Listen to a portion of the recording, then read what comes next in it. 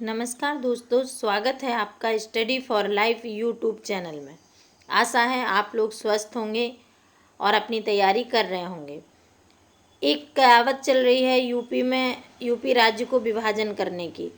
तो भास्कर पेपर का जो आर्टिकल था उस पर बात करते हैं, थोड़ा सा डिस्कशन करते हैं और जानते हैं कि नए राज्य को बनाने के लिए क्या कानूनी प्रक्रिया है। आप इस वीडियो को पूरा देखिएगा, इसमें आपको संविधान से रिलेटेड अन्य बातें भी वीडियो के रूप में बताई जाएंगी। अगर आपने हमारा चैनल सब्सक्राइब नहीं किया है तो प्लीज़ इसे सब्सक्राइब कर लीजिएगा, बेल आइकन दबा दीजिएगा और वीडियो को लाइक और शेयर करते रहिएगा। तो आइए हम टॉपिक पर बात करते हैं, जो आर्टिकल है उस पर डिस्कस करते हैं। आप ये आर्टिकल देखते रहें, क्योंकि भले लोगों को लगता हो कि ऐसे तो डायरेक्ट इस पे क्या प्रश्न आएगा, लेकिन प्रश्न कभी डायरेक्ट नहीं आता है, इनडायरेक्ट आता है। उसमें सब क्लॉज दे देता है क्वेश्चन में, उसमें आपको ज़रूरत पड़ती है इन आर्टिकल्स की। दूसरा, इनसे भूमिका और निष्कर्ष लिखने में बहुत हेल्प मिलती है, तो आप देखिएगा ज़रूर। अगर आप पढ़ रहे हैं किसी मैगजीन से या उससे तो वो भी कर सकते हैं। अगर आपको नहीं अवेलेबल हो पा रहा है तो आप वीडियो देख सकते हैं। जानिए नया राज्य बनाने के लिए क्या है कानूनी प्रक्रिया। जानिए नया राज्य बनाने के लिए क्या है कानूनी प्रक्रिया। उत्तर प्रदेश का विभाजन कर पूर्वांचल राज्य बनाने की अटकलें जारी हैं। मामले पर बहस भी तेज हो गई है। ऐसे में जानते हैं कि नए राज्य का गठन कैसे होता है। नया राज्य बनाने के क्या प्रावधान है। संविधान के अनुच्छेद 3 के तहत अलग राज्य के गठन का अधिकार केंद्र सरकार को है। वह किसी भी राज्य का क्षेत्र बढ़ा या घटा सकती है, सीमाएं बदल सकती है, वह राज्य का नाम भी बदल सकती है। इसके लिए आप ये क्लिप देखिएगा, मैं ऐड कर रही हूँ। और इस क्लिप को देखने के बाद आप अगर चाहें कि उसमें पूरा डिटेल में जाना है तो उसका जो लिंक है वो डिस्क्रिप्शन बॉक्स में दे दिया जाएगा उस वीडियो का। आप उस वीडियो को संपूर्णता में देख सकते हैं, अपलोड है यूट्यूब पर, पूरा देख सकते हैं। संविधान का जो राज्य और संघ राज्य के क्षेत्र जो भी है वो कैसे बनते हैं, कैसे उनका पुनर्गठन होता है, भाषाई आधार पर कैसे पुनर्गठन होता है, वो संपूर्णता में समझाया गया है। तो आप वहां से इसे देख सकते हैं। अधिकार है, नए राज्यों का गठन करने का अधिकार है, राज्यों की सीमा व उनके नाम में परिवर्तन का अधिकार है। नए राज्य का गठन कैसे होगा, मान लो एक राज्य में से 2 कर दिए या किसी 2 राज्य को मिला के 1 कर दें, या आधा भाग इसका लेके आधा भाग का लिया, आधा भाग खा का ले लिया, और ये का भी संपूर्ण बना रहा, खा भी बना रहा, ये आधा आधा मिला के एक और राज्य बना दिया गया।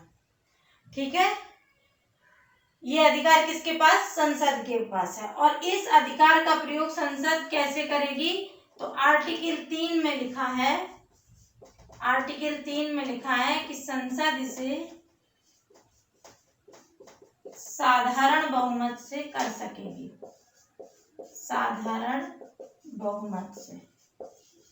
मतलब ये सब करने के लिए इसे किसकी आवश्यकता है, ये साधारण बहुमत से ये परिवर्तन, ये विधि बना सकती है संसद। किस तरह, साधारण बहुमत से। आर्टिकल 1 में क्या है, संघ और उसका राज्य क्षेत्र बताया गया है। दूसरा, संसद को अधिकार दिया गया आर्टिकल 2 में कि नए राज्यों के प्रवेश और उसकी स्थापना के संबंध में विधि बनाने का, नए राज्यों के गठन करने का, राज्यों की सीमा और नाम में परिवर्तन करने का।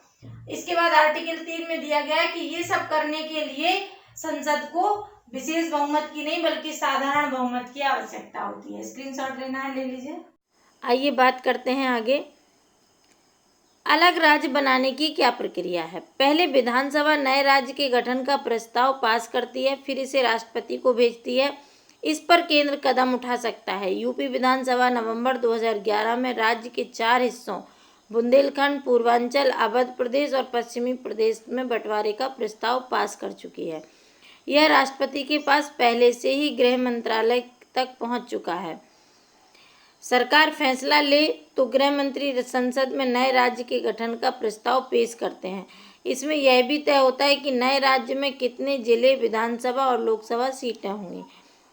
अगला है, अगर अभी पूर्वांचल राज्य बन गया तो इस क्षेत्र के विधायकों की क्या स्थिति होगी।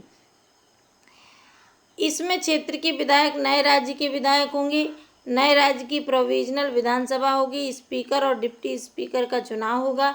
यहाँ बहुमत वाली पार्टी को सरकार बनाने का न्योता मिलेगा। यूपी की मौजूदा विधानसभा का कार्यकाल 8 महीने बचा है। केंद्र यह प्रस्ताव यूपी सरकार को भेजेगा। मायावती सरकार ने पूर्वांचल का प्रस्ताव केंद्र को भेजा था। केंद्र इसमें संशोधन कर सकता है। इस पर नए सिरे से राज्य सरकार को भेजने की बाध्यता नहीं है।